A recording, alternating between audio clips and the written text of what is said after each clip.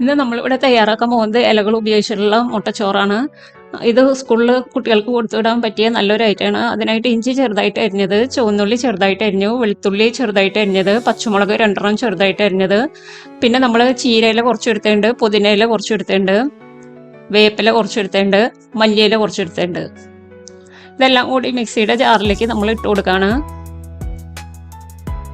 ചുവന്നുള്ളി വെളുത്തുള്ളി ഇട്ട് കൊടുത്തു, ഇഞ്ചി ചെറുതായിട്ട് അരിഞ്ഞത് ഇട്ട് കൊടുത്തു, ചെറിയ കഷ്ണം മതി ഇഞ്ചി, പച്ചമുളക് ഇട്ട് കൊടുത്തു, മല്ലിയില ഇട്ട് കൊടുത്തു, വേപ്പില ഇട്ട് കൊടുത്തു, പുതിനയില ഇട്ട് കൊടുത്തു, ചീരയില ഇട്ട് കൊടുത്തു. എല്ലാം കൂടി അതിലേക്ക് കുറച്ച് ഒരു 1/4 ഗ്ലാസ് വെള്ളം ഒഴിച്ചതിന് ശേഷം അത് നന്നായിട്ട് അരച്ചെടുക്കണം. വേറൊരു പാൻ ചൂടായി കഴിയുമ്പോൾ അതിലേക്ക് എണ്ണ ഒഴിച്ചതിന് ശേഷം അരച്ചെടുത്ത പേസ്റ്റ് നമുക്ക് അതിലേക്ക് ഇട്ട് കൊടുക്കുക. അത് നന്നായിട്ട് വഴറ്റിയെടുക്കണം. അതിൻ്റെ പച്ചമണം മാറുന്നത് വരെ നമ്മൾ നന്നായിട്ട് വഴറ്റിയെടുക്കുക. ഈ സമയത്ത് ഒരു അല്പം ഉപ്പിട്ട് കൊടുക്കുക. അത് നന്നായിട്ട് വഴറ്റി കൊടുക്കുക. അതിൻ്റെ പച്ചമണം മാറി കഴിയുമ്പോൾ അതിലേക്ക് നമുക്ക് മുട്ട പൊട്ടിച്ച് ഒഴിച്ചു കൊടുക്കുക. ഒരു 3-4 മുട്ട നമ്മുടെ ആവശ്യത്തിനനുസരിച്ച് അതിനാവശ്യത്തിനുള്ള ഉപ്പും കൂടി ഇട്ട് കൊടുക്കുക.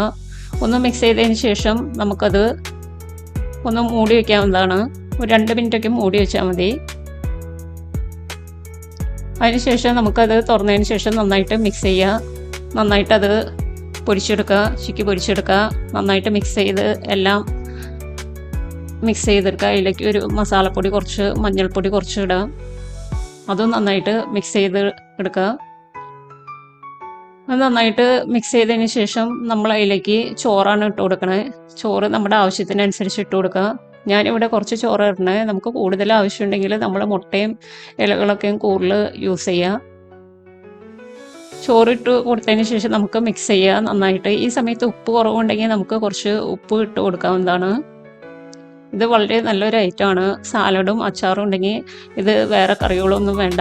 കുട്ടികൾക്ക് സ്കൂളിൽ കൊടുത്തിടാൻ വളരെ നല്ലതാണ്. എല്ലാവരും ട്രൈ ചെയ്യണം.